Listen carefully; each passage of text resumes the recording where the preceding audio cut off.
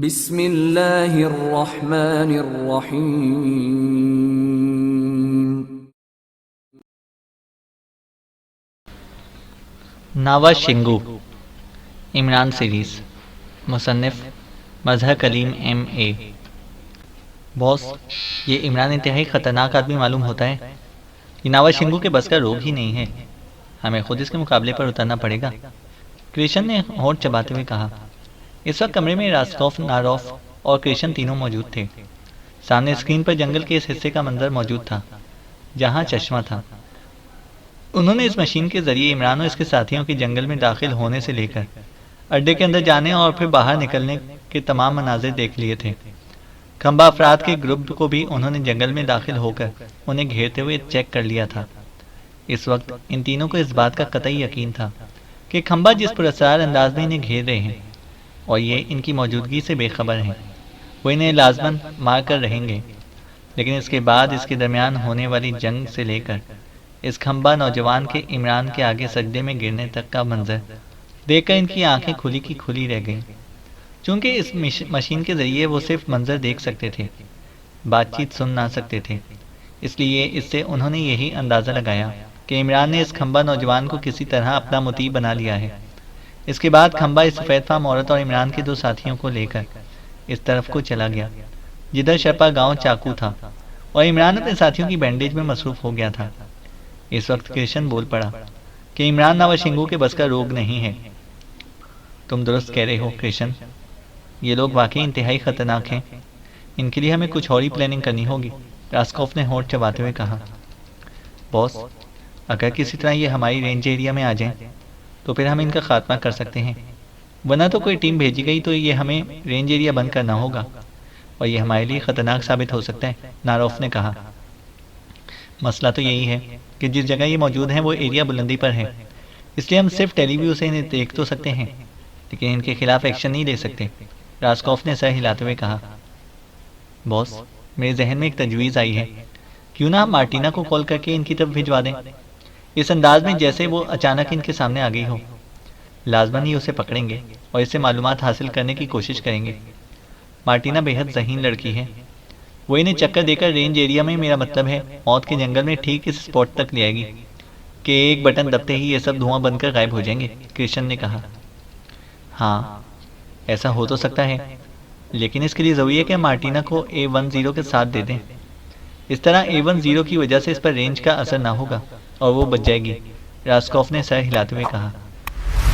लेकिन बॉस, अगर इनके हाथ A10 चढ़ गया तो फिर रेंज एरिया इनके लिए फ्री हो जाएगा, नारोफ ने कहा।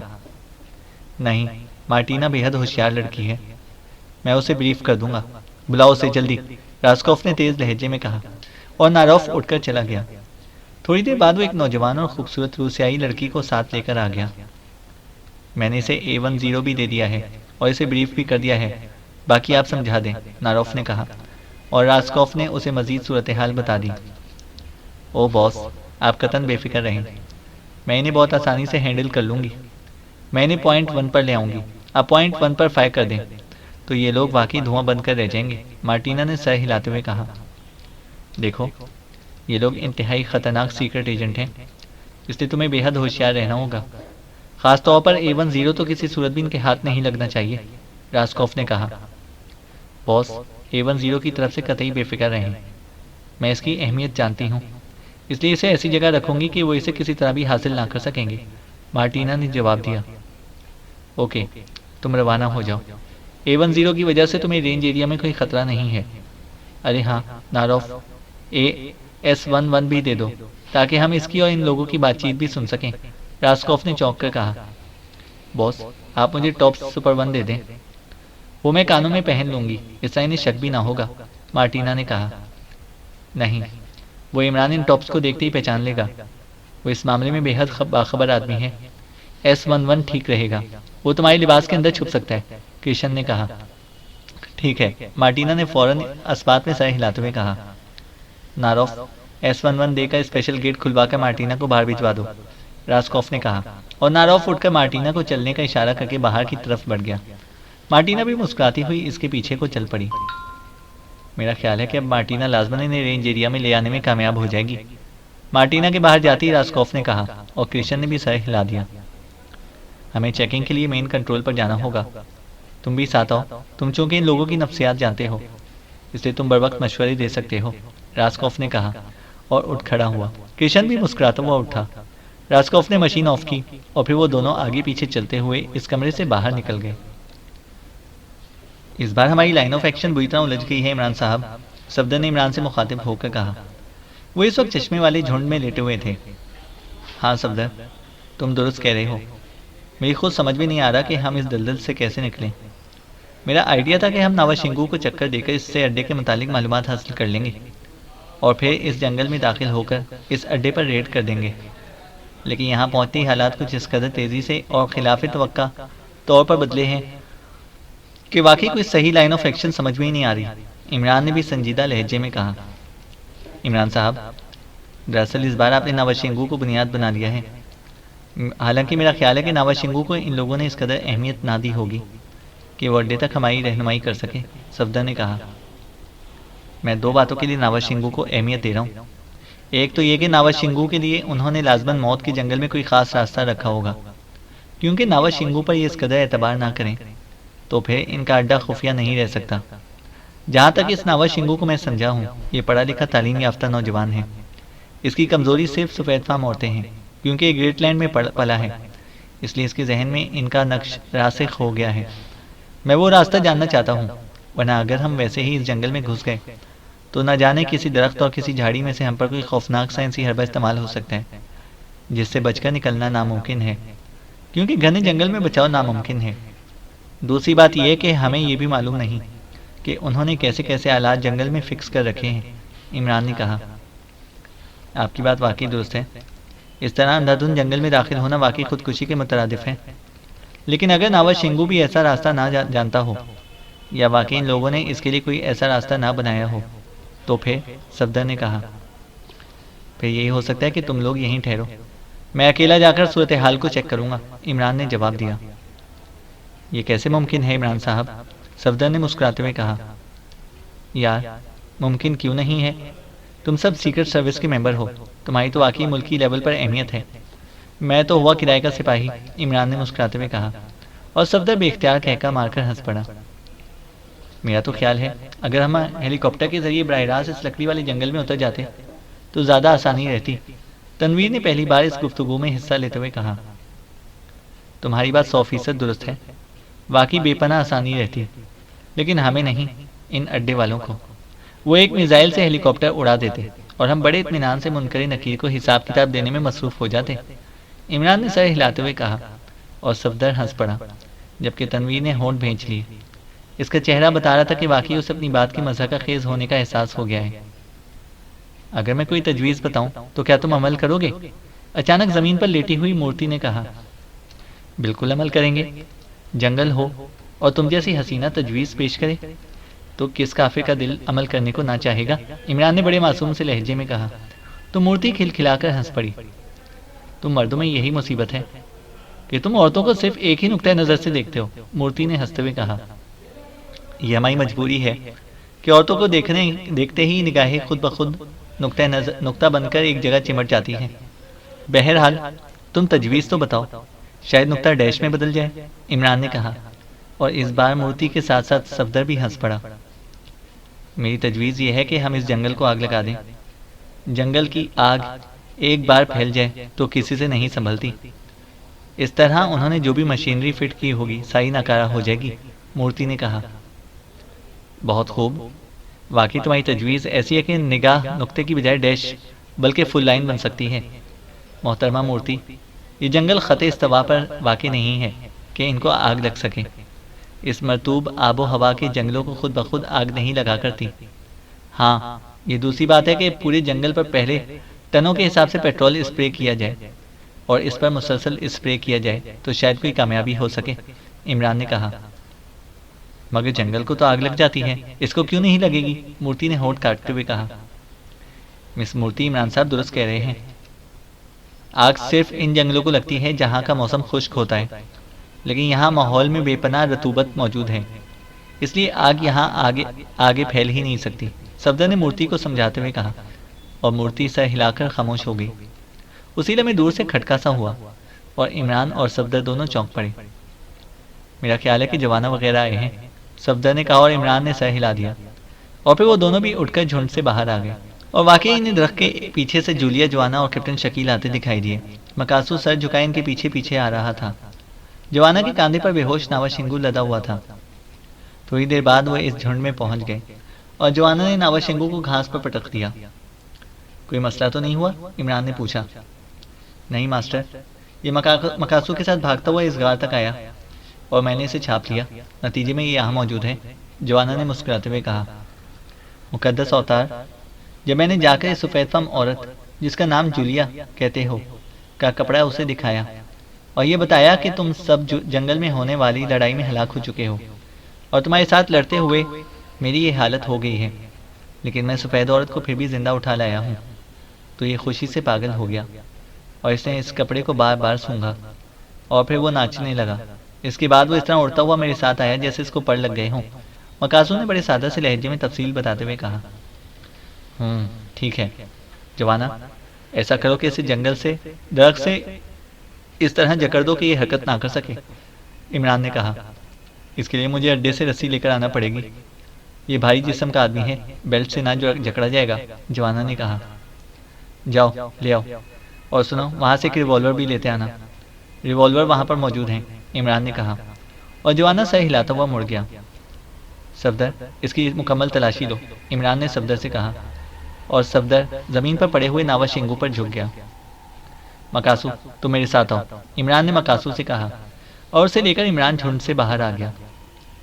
मकासू, मुझे बताओ कि मौत का जंगल यहाँ से किस सिमत से शुरू होता है और कितने फासले पर है, और तुम कभी इस जंगल से गुजरे हो? इमरान ने मकासू से मुखातिब होकर कहा।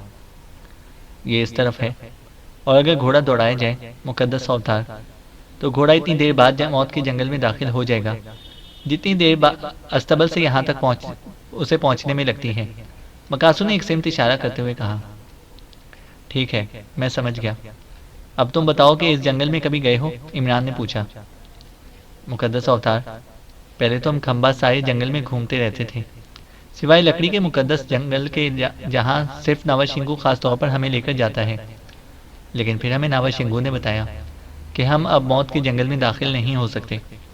इसके अलावा बाकी जंगल में आ जा सकते हैं, क्योंकि वहाँ देवताओं ने अपना घर बना लिया है। और बाकी नावाशिंगू की बात सच थी, क्योंकि मेरा भाई खंबा एक रोज़ गलती से मौत के जंगल में दाखिल हो गया। मैं उसे रोकने के लिए आगे बढ़ना चाहता था कि ये अखलक एक दरख्त में से आग का शोला निकला और मेरा भाई चीखता हुआ नीचे गिर पड़ा। इसके पूरे जिस्म में खौफनाक आग भड़क उठी थी और बस मैं देखता का देखता रह गया। वो पहले जलकर कोयला हो गया और धुआं बनकर गायब हो गया। इसके बाद हम में से किसी की जुर्रत ना हुई कि हम देवताओं वाले जंगल में कदम रख सकें, मकासू ने कहा। क्या नावाशिंगू इस मौत के जंगल में कभी गया है? इमरान ने बड़े संजीदा से लहजे में पूछा। नहीं मुकद्दस अवतार, नावाशिंगू सिर्फ इस अड्डे में रहता है, इससे आगे नहीं जाता। जब लकड़ी काटने का वक्त होता है तब देवता इसे इजाज़त देते हैं और हम खंबा को वहाँ लेकर जाता है। हम लकड़ी काटते हैं और फिर इन लकड़ियों को घोड़ों पर लाद कर हम अस्तबल के पास ढेर कर देते हैं। पूरा पहाड़ बन जाता है लकड़ियों का, जिसे शर्पा गाड़ियों में लाद कर नावाशिंगू के साथ पहाड़ों के पार ताबात में चले जाते हैं और वो वापस आते हैं तो इनकी गाड़ियाँ खाली होती हैं और फिर शर्पा पूरे 7 दिनों और रातों का जश्न मनाते हैं और हम खंबा इस दौरान पहाड़ों में छुपे रहते हैं, क्योंकि जश्न के दौरान अगर कोई खंबा शर्पा को नज़र आ जाए तो खंबा को मुकद्दस सज़ा दी जाती है, उसे उबलते हुए तेल में डबो दिया जाता है, मकासू ने तफसील बताते हुए कहा। तुम्हारी बस्तियाँ कहाँ हैं? इमरान ने पूछा। मुकद्दस अवतार, हमारी बस्तियाँ यहाँ से बहुत दूर काले जंगल के किनारे पर हैं, लेकिन वहाँ सिर्फ खंबा औरतें और खंबा बच्चे ही रहते हैं। खंबा मर्द वहाँ शर्पा की मजदूरी करते हैं और इस मजदूरी के बदले में इन्हें खाने पीने का कुछ सामान मिल जाता है, वरना हम जंगल के पत्ते और फल खाते हैं और यही हमारी खुराक है, मकासू ने तफसील बताते हुए कहा। ठीक है, आओ, इमरान ने कहा और वो इसे लेकर वापस इस झुंड में आ गया, जहाँ जवाना ने बेलों की बनी हुई मजबूत रस्सी से नावाशिंगू को एक दरख्त के तने से अच्छी तरह जकड़ दिया था। ये रिवॉल्वर, इसमें गोलियां भी भर दी हैं मैंने, जवाना ने एक भारी रिवॉल्वर इमरान को देते हुए कहा। इसे होश में ले आओ, इमरान ने कहा और जवाना तेजी से आगे बढ़ा और इसने नावाशिंगू के चेहरे पर थप्पड़ों की बारिश कर दी। लेकिन जाहिर है कि हाथ इसने हल्का ही रखा था ताकि कम से कम नावाशिंगू बोलने के काबिल हो जाए, वरना इसके जबड़े टूट जाते तो वो बोलने के भी काबिल ना रहता। चंद ही लम्हों बाद नावाशिंगू ने कराते हुए आंखें खोल दी और जवाना पीछे हट गया। नावाशिंगू ने होश में आते ही अपने आप को छुड़ाने की लाशौरी तौर पर कोशिश की, लेकिन इस तरह से मायूस होने के बाद वो इधर उधर देखने लगा और फिर इसकी नजरें घूमती हुई मकासों पर जम गईं। इसकी आंखों में अकलक गुस्से के चिराग जल उठे। तुम कमीने खंबा, तुमने अपनी फितरत के मुताबिक धोखा दिया मुझे। मैंने तुम पर एतमाद किया था, लेकिन आखिर तुम खंबा ही साबित हुए, नावाशिंगू ने बड़े जहरीले अंदाज में कहा। मैं ताबात के बड़े लामा के मुकद्दस अवतार की गुलामी इख्तियार कर चुका हूँ, इसलिए जो इसका हुक्म था वो मैंने पूरा करना था, मकासू ने बड़े सपाट से लहजे में जवाब दिया। बड़े लामा का मुकद्दस अवतार हूँ? धोखा, फरेब। मुकद्दस लामा कभी अजनबियों को अपना अवतार नहीं बनाया करता, नावाशिंगू ने चीखते हुए कहा। ये मुकद्दस अवतार है नावाशिंगू, इन्हें कमटाई जहर का तोड़ मालूम है और उन्होंने मेरे सामने ये तोड़ किया है, मकासू ने उसे यकीन दिलाते हुए कहा। कमटाई जहर का तोड़? नामुमकिन, कमटाई जहर का कोई तोड़ नहीं है, तुम झूठ बोल रहे हो, नावाशिंगू ने चीखकर कहा। मैं खंबा जरूर हूँ नावाशिंगू, लेकिन मैं झूठ नहीं बोल रहा, मकासू ने जवाब दिया। तुमने बातचीत कर ली मकासू से या कुछ और भी करनी है? इमरान ने सर्द लहजे में कहा। तुम, काश मैं तुम्हें देखते ही गोलियों से उड़ा देता। तुमने इस मकासू को भी वर्गलाया है और ये सीधा साधा खंबा तुम्हारी वजह से मुझे नावाशिंगू से भी धोखा कर गया और अब इसे हर सूरत में मुकद्दस सजा दी जाएगी, नावाशिंगू ने तेज लहजे में कहा। फिलहाल तो मैंने तुम्हारे लिए मुकद्दस सजा तजवीज़ की है, इमरान ने मुस्कुराते हुए कहा। मेरे लिए? मैं तो नावाशिंगू हूँ, मुझे कौन सजा दे सकता है? नावाशिंगू ने इस तरह हैरान होते हुए कहा जैसे इमरान ने कोई अनहोनी बात कर दी हो। मकासू, इमरान ने यकलख्त मुड़कर मकासू से कहा। हुक्म करो मुकद्दस अवतार, मकासू ने सर झुकाते हुए कहा। इस नावाशिंगू के पैर से जूते उतारो और पहले खुद पहनो, क्योंकि तुम्हारे पैरों में जूता नहीं है, और फिर इस जूते को इस नावाशिंगू के सर पर इस वक्त तक मारते रहो जब तक मैं तुम्हें ना रोकूं। चलो आगे बढ़ो और हुक्म की तामील करो, इमरान ने इंतहाई करख्त लहजे में कहा। मगर ये तो नावाशिंगू है, मकासू ने बुरी तरह बुखलाए हुए अंदाज में कहा। हमने इसे नावाशिंगू के मनसब से हटा दिया है, अब ये नावाशिंगू नहीं है, जल्दी करो, हुक्म की तामील में देर की तुम्हें भी सजा दी जा सकती है, इमरान ने कड़कते हुए लहजे में कहा। और मकासू तेजी से आगे बढ़ा और इसे बंधे हुए नावाशिंगू के पैर से जूते उतारना शुरू कर दिए। मकासू, जानते हो तुम क्या कर रहे हो? तुम पर मुकद्दस बुद्ध का कहर टूट पड़ेगा, नावाशिंगू ने चीखकर कहा। हमारी मौजूदगी में कहर नहीं टूट सकता, चलो जल्दी करो, इमरान ने तेज लहजे में कहा। और मकासू ने जूते उतार दिए, लेकिन वो इसे उतारकर एक तरफ हटकर खड़ा हो गया। मुकद्दस अवतार, मैं मजबूर हूँ, ना मैं नावाशिंगू के जूते पहन सकता हूँ और ना इसे मार सकता हूँ, मैं मजबूर हूँ, मकासू ने तकरीबन रो देने वाले लहजे में कहा। इसकी हालत ऐसी थी कि इमरान को इस पर रहम आ गया, और वह ऐसे लोगों की नफ्सियात जानता था। सदियों से पिसे हुए ये लोग वाकई इस कदर जुर्रत ना कर सकते थे। जवाना, तुम ये जूता उठाओ, इस नावाशिंगू के सर पर 10 जूते मारो, ताकि मकासू खुद देख ले कि नावाशिंगू के सर पर जूते पड़ने से कोई कहर नहीं टूटता, इमरान ने जवाना से कहा। और जवाना ने आगे बढ़कर चमड़े का बना हुआ भारी जूता उठाया और दूसरे लम्हे नावाशिंगू के सर पर इसने तरह तरह जूते बरसाने शुरू कर दिए। नावाशिंगू के हलक से बेख्तियार चीखें निकलने लगी। बस रुक जाओ, इमरान ने कहा और जवाना पीछे हट गया। तुमने देखा मकासू, जहाँ मुकद्दस अवतार मौजूद हो वहाँ नावाशिंगू कोई हैसियत नहीं होती। चलो अब उठाओ जूता और शुरू हो जाओ, इमरान ने इंतहाई सख्त लहजे में कहा। मकासू झिझकता हुआ आगे बढ़ा और इसने जूता उठाया और इस तरह मरे मरे कदमों से नावाशिंगू की तरफ बढ़ने लगा जैसे वो मौत के दहाने में जा रहा हो। हमारी मौजूदगी में कुछ नहीं होगा, इमरान ने उसे हौसला देते हुए कहा। रुक जाओ, नावाशिंगू ने, जिसकी नाक और मुंह से जवाना की जूतों की वजह से खून बह निकला था, चीखते हुए कहा। लेकिन मकासू ने डरते डरते उसके सर पर आहिस्ता से जूता मार दिया। जोर से मारो, इमरान ने चीखकर कहा। और फिर मकासू ने यह अकलख्त पूरी कुव्वत से नावाशिंगू के सर पर जूता मारा और इसके बाद तो इसका हाथ इस कदर तेजी से चलने लगा कि नावाशिंगू का जिस्म रस्सियों में बंधे बंधे बुरी तरह तड़पने लगा और इसके हलक से चीखें निकलने लगी। बस अब रुक जाओ, इसके लिए इतना ही काफ़ी है, इमरान ने कहा और मकासू पीछे हटाया। इसके चेहरे पर बैक वक्त हैरत और मुसरत के मिले जुले तासुरात थे। वो इस तरह अपने आप को देख रहा था जैसे अचानक इसका कद बुलंद हो गया हो।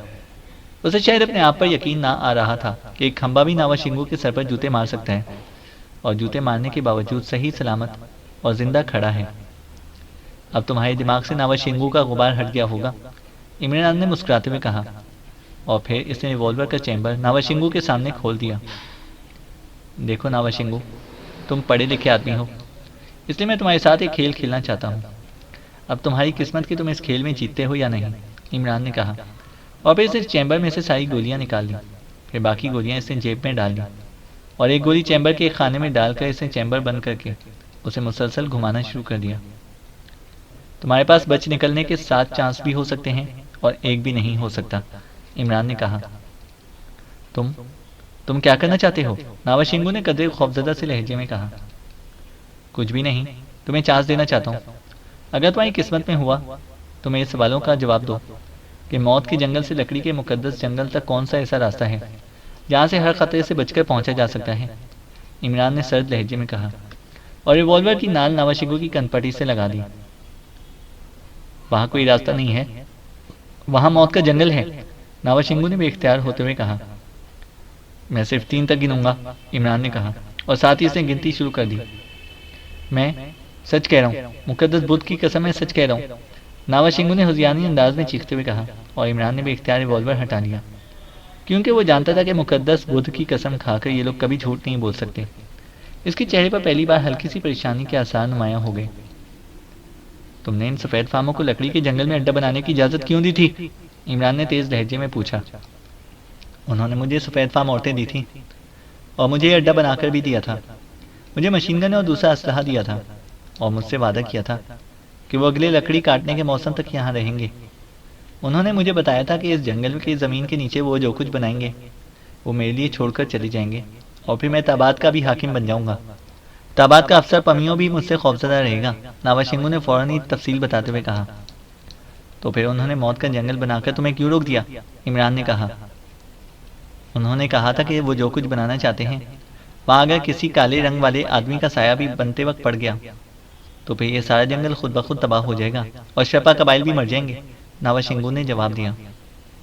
तुमने साइंस पढ़ी है, इमरान ने चंद लम्हे खामोश रहने के बाद पूछा।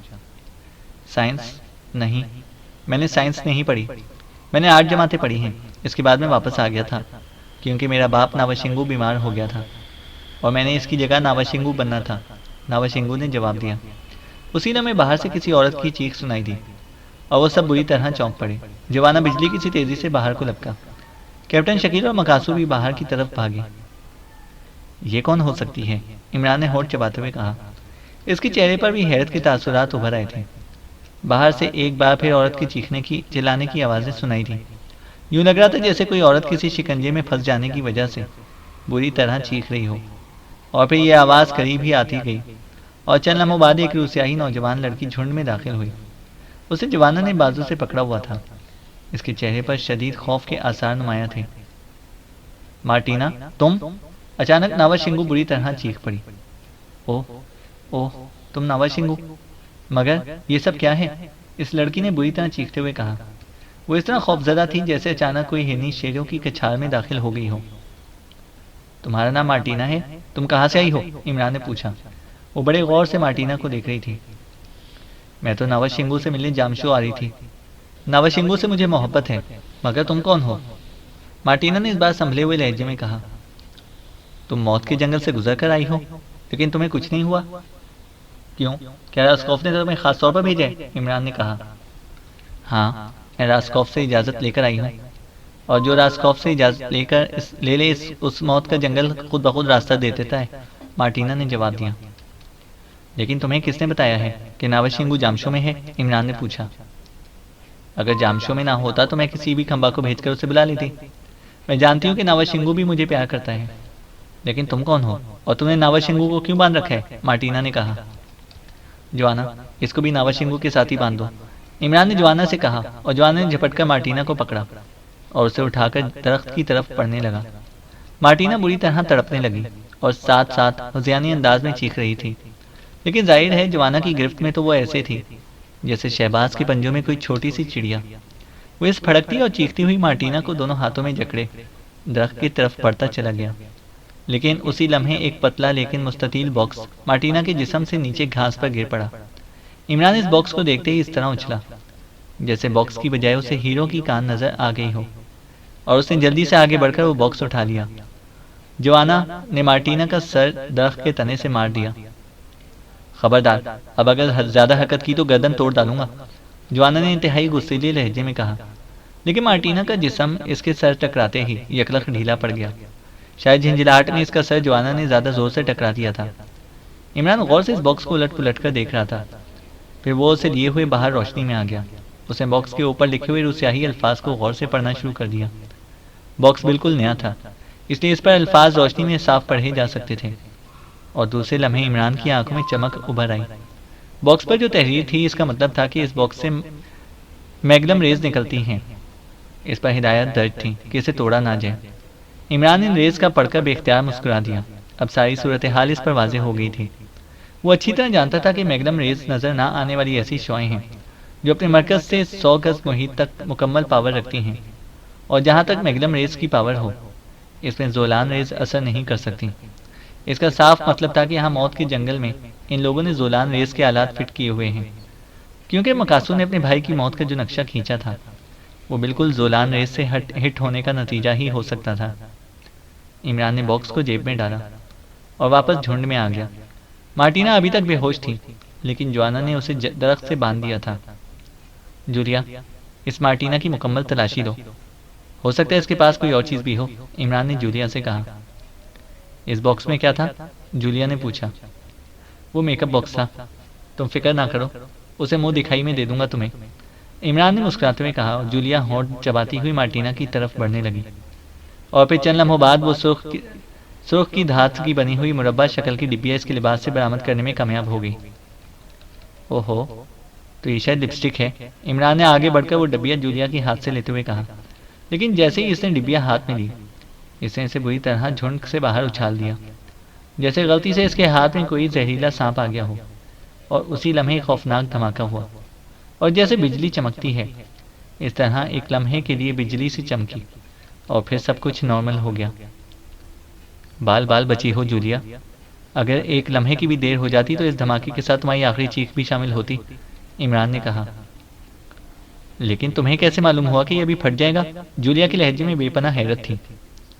इसके अंदर हल्की सी लर्जिश पैदा हुई थी। ये सुपर ब्लास्ट डिक्टाफोन है, इंतहाई ताकतवर रेंज का, इमरान ने जवाब दिया। इसका मतलब है कि वो लोग हमें किसी मशीन के जरिए देख भी रहे हैं, और उन्होंने इस लड़की को यहाँ किसी खास मकसद के लिए भेजा था, सफदर ने कहा। मकसद तो अब यही बताएगी, इमरान ने मुस्कुराते हुए कहा, और आगे बढ़कर इसने मार्टिना की नाक और मुंह दोनों पर हाथ रख दिए। चंद लम्हों बाद ही मार्टिना के जिस्म में हरकत पैदा हुई और इमरान पीछे हट गया। इसको मत मारना, ये सफेद फार्म है, नावाशिंगू ने इमरान की जेब से वही रिवॉल्वर निकालते देखकर कहा। फिक्र ना करो नावाशिंगू, अगर इसे मारना पड़ा तो पहली गोली तुम्हारी कनपटी में मारूंगा, इमरान ने मुस्कुराते हुए कहा। उसी लम्हे मार्टिना ने कराते हुए आंखें खोल दी और बुरी तरह कसमसाने लगी। देखो मार्टिना, अगर तुम वादा करो कि हमें सही सलामत इस अड्डे तक ले जाओगे तो हम तुम्हें जिंदा छोड़ सकते हैं, वरना एक गोली हमेशा के लिए तुम्हारे इस खूबसूरत जिस्म को लाश में तब्दील कर देगी, इमरान ने सर्द लहजे में कहा। अड्डा? कौन सा अड्डा? मार्टिना ने चौंक कर कहा। जहां तुम्हारा बॉस रास्कॉफ मिसाइल फिट कर रहा है, इमरान ने मुस्कुराते हुए कहा। सुनो, क्या तुम वाकई मुझे छोड़ दोगे अगर मैं तुम्हें इस अड्डे तक पहुंचा दूं? लेकिन एक बात बता दूं, मैं तुम्हें अड्डे के अंदर नहीं लेकर जा सकती, ये मेरी मजबूरी है, वरना वो मुझे हलाक कर देंगे, मार्टिना ने होंठ चबाते हुए कहा, और इमरान मुस्कुरा दिया। लेकिन रास्ते में तो मौत का जंगल आता है, इमरान ने कहा। हाँ आता है, लेकिन अजनबियों के लिए, हमारे लिए नहीं। हमारे लिए एक रास्ता ऐसा है जिस पर कोई खतरा नहीं।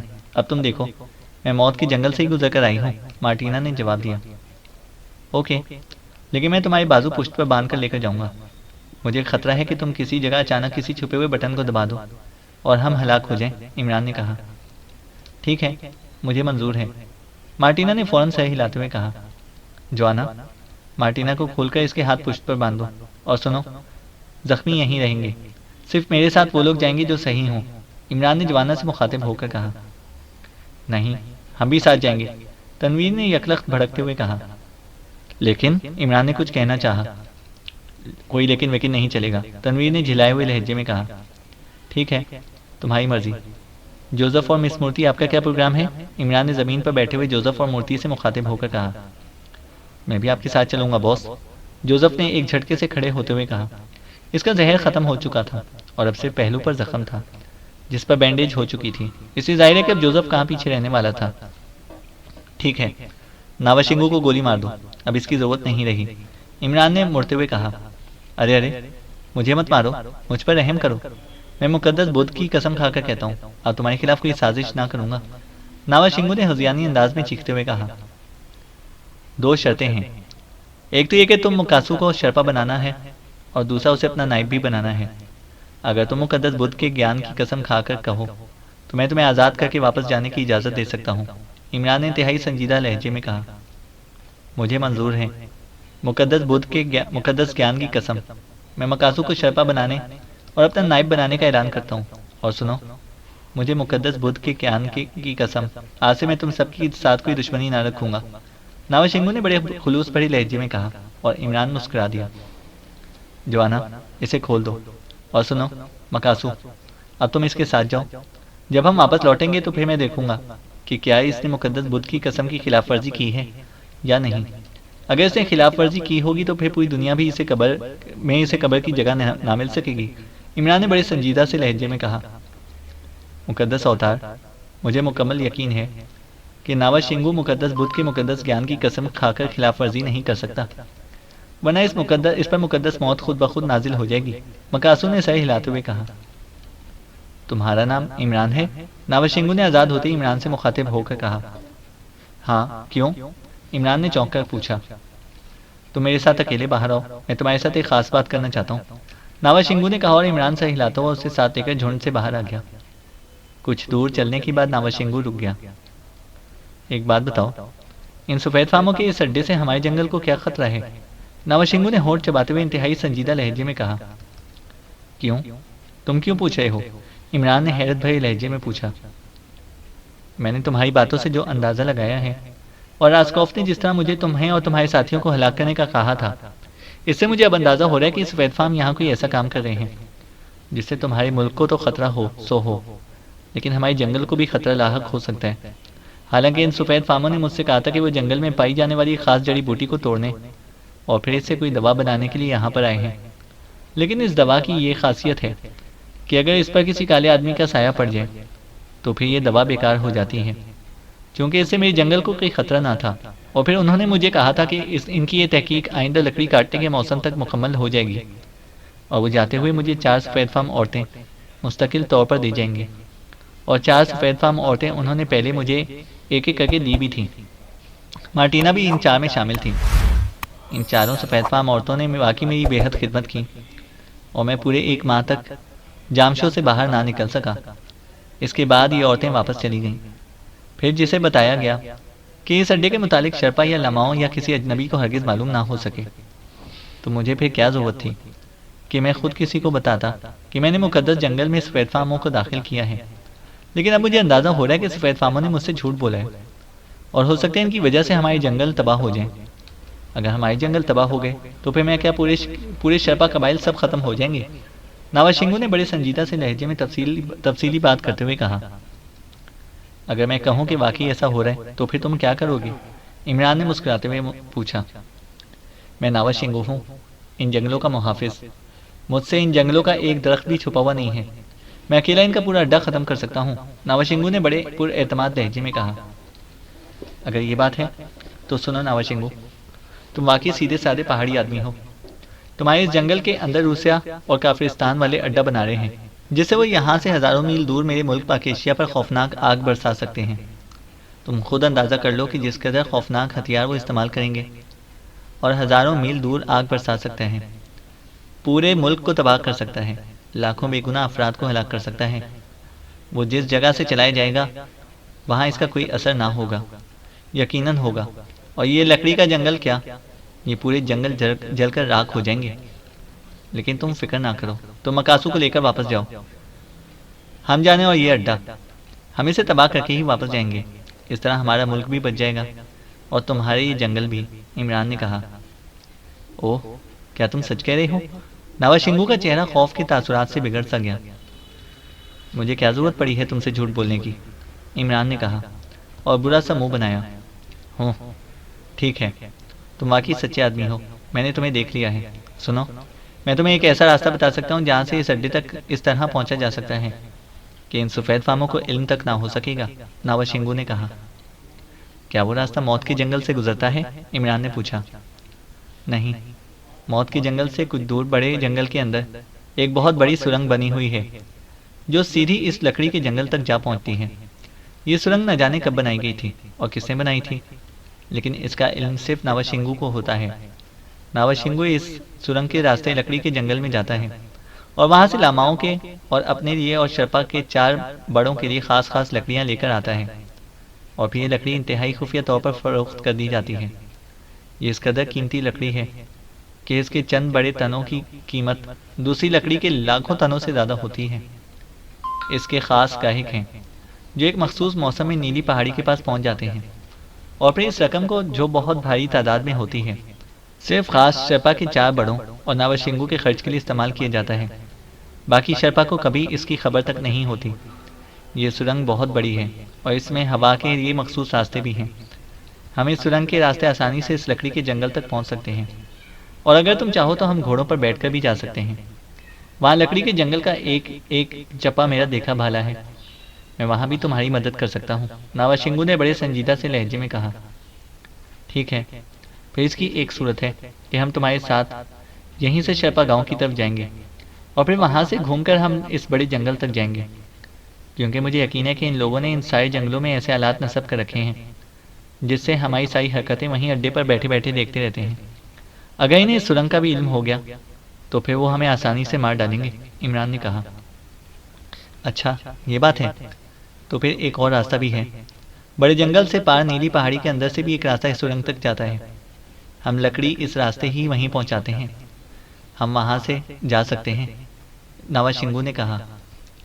लेकिन इसके लिए हमें पहले तुम्हारे गांव जाना होगा, क्योंकि इतनी दूर सफ़र हम छुपकर तो नहीं कर सकते, इमरान ने कुछ सोचते हुए कहा। ये तुम्हारी मर्जी है, मैं नवाज शिंगू हूँ, कोई मुझ पर उंगली नहीं उठा सकता। अगर तुम गांव में रहना चाहो तो रह सकते हो, सारे शर्पा तुम्हारी हिफाजत करेंगे, नवाज शिंगू ने कहा। ठीक है, मैं अपने साथियों समेत वहां पर जाऊंगा। इसके बाद मैं अकेला या एक आध आदमी साथी के साथ इस सुरंग के रास्ते लकड़ी के जंगल तक पहुंचूंगा, ताकि वहां का मुकम्मल माहौल देखकर मैं अपने साथियों को बुला लूं और इस दौरान मेरे साथियों के जख्म भी ठीक हो जाएंगे, इमरान ने कहा।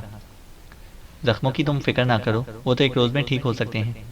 बड़े लामा के पास ऐसा मरहम है जो बड़े बड़े जख्म ठीक कर देता है, नवाज शिंगू ने कहा और इमरान ने सर हिला दिया। ओके, आओ मेरे साथ, मैं इस मार्टिना को भी साथ लेकर जाऊंगा, क्योंकि इससे इस अड्डे की अंदरूनी तफसीलात हासिल की जा सकती हैं, इमरान ने कहा। अगर तुम बुरा मत मानो तो मैं दरख्वास्त करूं कि मार्टिना को पूछगछ के बाद मेरे हवाले कर देना। मैं उसे गांव में ऐसी जगह रखूंगा जहां से वो किसी सूरत भी भाग ना सकेगी, और जब तुम वापस चले जाओगे तब मैं उसे अपने पास रखूंगा, नवाज शिंगू ने कहा।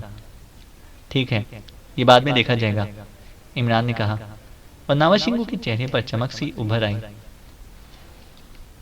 चैनल को सब्सक्राइब करें और बेल आइकन को प्रेस करें ताकि हमारी हर अपडेट आपको बर वक्त मिल सके।